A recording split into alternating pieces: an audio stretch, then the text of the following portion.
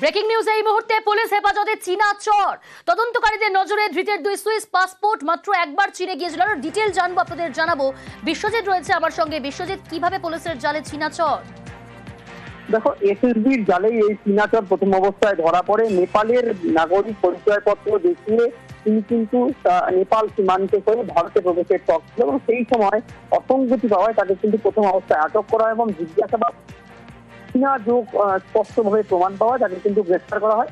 আগামীকাল তাকে শিলিগুড়ি মহকুমা আদালতে তোলে। তার কাছ থেকে 5 দিনের হেফাজত পেয়েছে পুলিশ এবং এরপর থেকে বিভিন্ন তথ্য উঠে আসছে যা কিন্তু স্পষ্ট কথা যাচ্ছে তদন্তকারীদের কাছে। চীনে একবার গিয়েছিল এই চীনা চর এবং পাশাপাশি ভারতেও রক্ষা বর্ডারের মাধ্যমে ভারতের বিভিন্ন জায়গায় তিনি পরিভ্রমণ করেছেন। তবে পুলিশের জেরায় তিনি স্বীকার করছেন যে ভারতে প্রবেশ করতেই কিন্তু তিনি এক নেপালি বন্ধুর কাছ থেকে নেপালি পরিচয়পত্র সংগ্রহ করেন এবং তার মাধ্যমে তিনি ভারতে আসার চেষ্টা করছিলেন।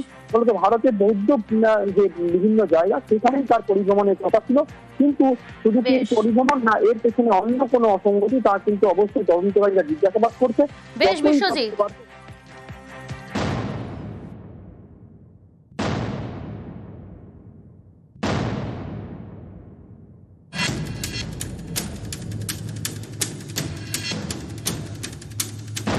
পরিচয় তো নয়, যেন জটিল ধাঁধা।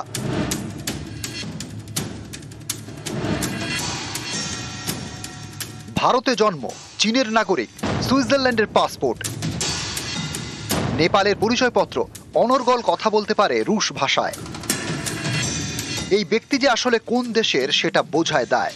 এমনই এক ব্যক্তিকে চীনা চর সন্দেহে পাকড়াও করেছে এসএসবি।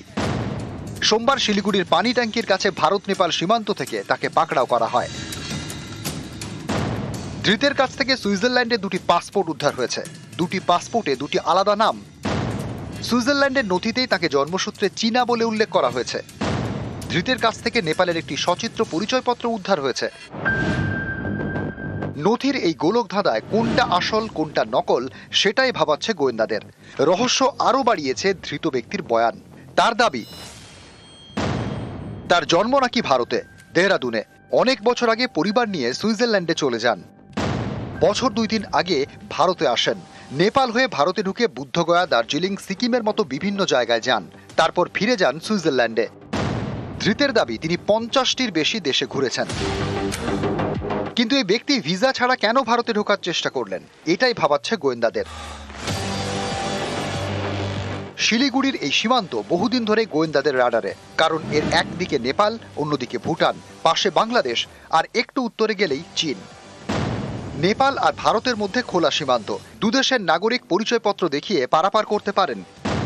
এই সুযোগকে কাজে লাগিয়েই ভারতে ঢোকার চেষ্টা করে চীনা চরেরা। 2021 সালে এক সপ্তাহে 3 জন চীনা চর ধরা পড়েছিল। 2024 সালে এই সীমান্ত দিয়েই ভারতে ঢোকার সময় পাকড়াও হয় এক পাকিস্তানি চর। শিলিগুড়ির এই সীমান্তের কাছে রয়েছে চিকেন স্নেক, যা ভৌগোলিক এবং কূটনৈতিকভাবে অত্যন্ত গুরুত্বপূর্ণ। তাই এই সীমান্ত দীর্ঘদিন ধরে গোয়েন্দাদের মাথা ব্যথা, কারণ বেজিং ক্রমাগত এই অঞ্চলে জমি শক্ত করার চেষ্টা করছে। নেপালের বহু এলাকা এখন চীনের দখলে।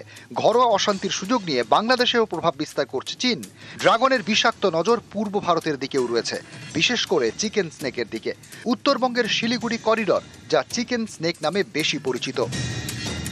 ভৌগোলিক অবস্থানের কারণে চিকেন স্নেক অত্যন্ত গুরুত্বপূর্ণ স্ট্র্যাটেজিক পয়েন্ট। চিকেন স্নেকের একদিকে নেপাল, আরেকদিকে বাংলাদেশ। চিকেন স্নেকের কাছেই ভুটান, চীন সীমান্তও কাছেই।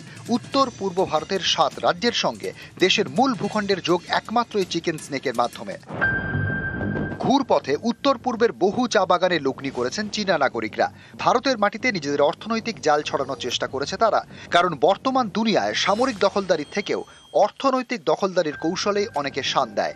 এই পরিস্থিতিতে ভারত নেপাল সীমান্ত থেকে ধৃত এক, তার উদ্দেশ্য কি, কেন এভাবে ভারতে ঢোকার চেষ্টা, খতিয়ে দেখছেন তদন্তকারীরা। খড়িবাড়ি থেকে বিশ্বজিৎ মিশ্র, নিউজ 18 বাংলা।